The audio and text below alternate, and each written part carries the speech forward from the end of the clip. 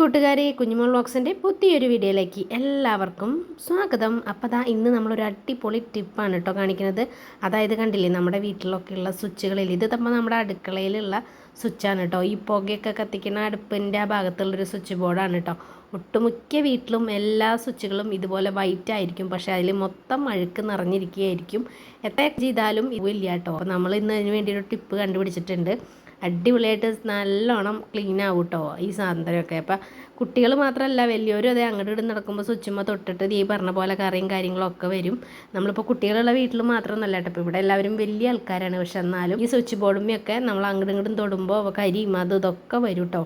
അപ്പോൾ നമ്മുടെ കിച്ചണൊക്കെ ഉള്ള ഭാഗത്തുള്ള സ്വിച്ചുകൾക്കാണ് കേട്ടോ ഈ പുകയും കാര്യങ്ങളൊക്കെ പിടിക്കുന്നത്. അതിനായിട്ടൊരു ടിപ്പ് നമുക്ക് ചെയ്ത് നോക്കാം. അപ്പോൾ അതിനായിട്ട് ഇതേപോലത്തെ ഒരു പേസ്റ്റ് എടുക്കുക. അതായത് കോൾഗേറ്റിൻ്റെ പേസ്റ്റ്, ആ വൈറ്റുള്ള പേസ്റ്റ് എടുക്കുക. ഇതുപോലത്തെ ഒരു പ്ലാസ്റ്റിക്കിൻ്റെ പാത്രം, പിന്നെ ഒരു ബ്രഷും മതി കേട്ടോ. നമുക്ക് ഈ ടിപ്പ് ചെയ്യാൻ വേണ്ടിയിട്ട് ഇത് മാത്രം മതി കേട്ടോ.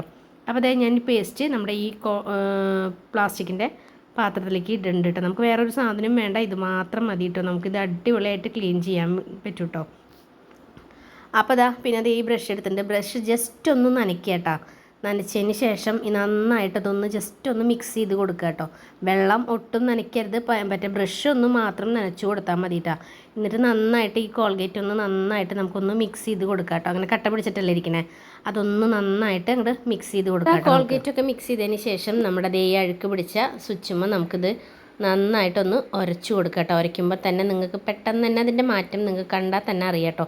പിന്നെ ഇത് ഉരയ്ക്കുമ്പോൾ നിങ്ങൾ പ്രത്യേകം ശ്രദ്ധിക്കണം, മെയിൻ സ്വിച്ച് ഓഫ് ആക്കണം. പിന്നെ ചെരുപ്പ് ഇടാൻ മറക്കരുത് കേട്ടോ. കാരണം ചിലപ്പോൾ ഈ ഇതായിട്ട് വെള്ളത്തിൻ്റെ അംശമൊക്കെ ഉള്ളിൽ പോയാൽ ഷോക്ക് അടിക്കും കേട്ടോ. അപ്പോൾ എന്തായാലും ഇത് ചെയ്യുമ്പോൾ നിങ്ങൾ ചെരുപ്പ് ഇട്ടോളോ, മെയിൻ സ്വിച്ച് ഓഫ് ചെയ്ത് കൊടുത്തോളൂ കേട്ടോ.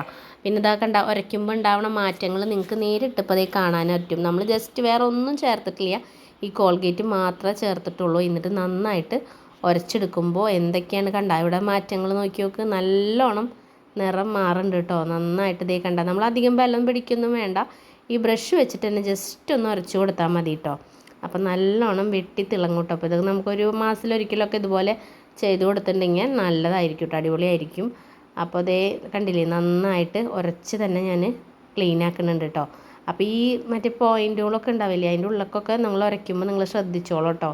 അല്ലെങ്കിൽ നമ്മൾ കുറച്ച് ഈ ബ്രഷ് നനയ്ക്കുന്ന കാരണം ഈ കോൾഗേറ്റ് ഒന്ന് ജസ്റ്റ് ഒന്ന് ലൂസാവാൻ വേണ്ടിയിട്ടാണ് നമ്മൾ ബ്രഷ് ഒന്ന് നനച്ച് കൊടുത്തത് കേട്ടോ.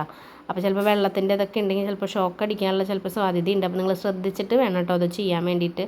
ചെരുപ്പ് എന്തായാലും മറക്കാതെ ഇട്ട് കൊടുത്തോളൂ കേട്ടോ. കണ്ടാൽ നന്നായി ഉരയ്ക്കുന്നുണ്ട്. നമ്മളിത് ഈ ഭാഗത്തൊക്കെ ഇങ്ങനെ നന്നായി അഴുക്ക് ഒട്ടി പിടിച്ചിട്ടിരിക്കുകയാണ് കേട്ടോ. കണ്ട ഇതേപോലെയൊക്കെ ഉരച്ച് നമ്മൾ സ്വിച്ച് മുകളിലേക്കും താഴത്തേക്കും അതിൻ്റെ സൈഡ് ഭാഗത്തിലൊക്കെ നമ്മൾ പല്ല് തേക്കില്ലേ, അതേപോലെ തന്നെ ജസ്റ്റ് കണ്ട ഇങ്ങനെ സൈഡിലൊക്കെ ഒന്ന് ജസ്റ്റ് തൊട്ട് കൊടുത്താൽ മതി കേട്ടോ. ഇതിങ്ങനെ ഈ വേസ്റ്റ് അങ്ങനെ ആകുമ്പോൾ തന്നെ ഇങ്ങനെ അഴുക്ക് ഇങ്ങനെ കറക്റ്റായിട്ടും പെട്ടെന്ന് തന്നെ പോരും. നിങ്ങൾക്ക് കണ്ടാൽ തന്നെ അറിയാട്ടോ. കണ്ട ഞാനിതിപ്പോൾ മൊത്തം അങ്ങോട്ട് തേച്ച് കൊടുത്തിട്ടുണ്ട് കേട്ടോ. എന്നിട്ട് നമ്മളൊരു തുണി എടുത്തിട്ടുണ്ട് കേട്ടോ. ഒരു ഉണങ്ങിയ തുണി എടുത്തിട്ട് ജസ്റ്റ് ഒന്ന് നന്നായിട്ടൊന്ന് തുടച്ച് കൊടുക്കുക കേട്ടോ. വേണമെങ്കിൽ നന്നായി ഒന്ന് മുക്കി പിഴിഞ്ഞിട്ടൊരു നനവ് കേട്ടോ, ചെറിയൊരു നനവ്. അതായത് നല്ല കുതിർന്നുള്ള തുണി പാടില്ല കേട്ടോ. ജസ്റ്റ് ഒന്ന് വേണമെങ്കിൽ ഒരു തുമ്പ് മാത്രം വേണമെങ്കിൽ ഒന്ന് നനച്ച് കൊടുത്തിട്ട് നിങ്ങൾക്ക് നന്നായിട്ട് അങ്ങോട്ട് തുടച്ചെടുക്കുക കേട്ടോ. നന്നായി തുടച്ചെടുക്കുമ്പോൾ തന്നെ തുടയ്ക്കുമ്പോൾ തന്നെ നോക്കിയാൽ നിങ്ങൾക്ക് അതിൻ്റെ മാറ്റം കറക്റ്റായിട്ട് നോക്കിയാൽ മനസ്സിലാവും കേട്ടോ. നമ്മൾ തുടയ്ക്കുമ്പോൾ ഈ എഡ്ജ് ഭാഗിലൊക്കെ ഇങ്ങനെ സ്വിച്ച് മുകളിലേക്കും താഴത്തേക്കും ആക്കിയിട്ട് കറക്റ്റായിട്ട് എടുക്കുക കേട്ടോ. അഴുക്ക് നന്നായി അലിഞ്ഞിട്ടുണ്ടാവും. അപ്പോൾ നന്നായി കണ്ട ഇതുപോലെ നമ്മൾ സൈഡ് ഭാഗങ്ങളൊക്കെ ഇങ്ങനെ ഉരച്ചെടുക്കുക കേട്ടോ. കണ്ട നല്ലോണം അടിപൊളിയായിട്ട് ക്ലീൻ ആയിട്ടോ. അപ്പോൾ ഇത് വല്ലപ്പോഴൊക്കെ നമുക്ക് ചെയ്യാം കേട്ടോ. വേറെ ഇതിന് പുറത്തുനിന്നൊന്നും മേടിക്കേണ്ട. നമ്മുടെ ഈ കോൾഗേറ്റും കാര്യങ്ങളൊക്കെ വീട്ടിൽ എപ്പോഴും ഉണ്ടാവണതല്ലേ. അപ്പോൾ അത് ഉപയോഗിച്ചിട്ട് പതുക്കെ ഇപ്പോൾ മാസത്തിലൊരിക്കലൊക്കെ ഇതുപോലെ ചെയ്തെടുക്കാം കേട്ടോ. എന്തായാലും ഇതുപോലെ കരിയൊക്കെ ചിലപ്പോൾ നമ്മൾ സ്വിച്ച് അറിയാതെ അങ്ങോട്ടും ഇങ്ങോട്ടും വരുമ്പോൾ കുട്ടികളുടെ കാര്യമല്ല, വലിയവരായാലും ചിലപ്പോൾ അത് കയ്യിലൊക്കെ ആവും. നമ്മളപ്പോൾ കുട്ടികളെ മാത്രം പറയണ്ട, വലിയവർക്കും പറ്റുന്ന കാര്യങ്ങൾ തന്നെയാണിത്.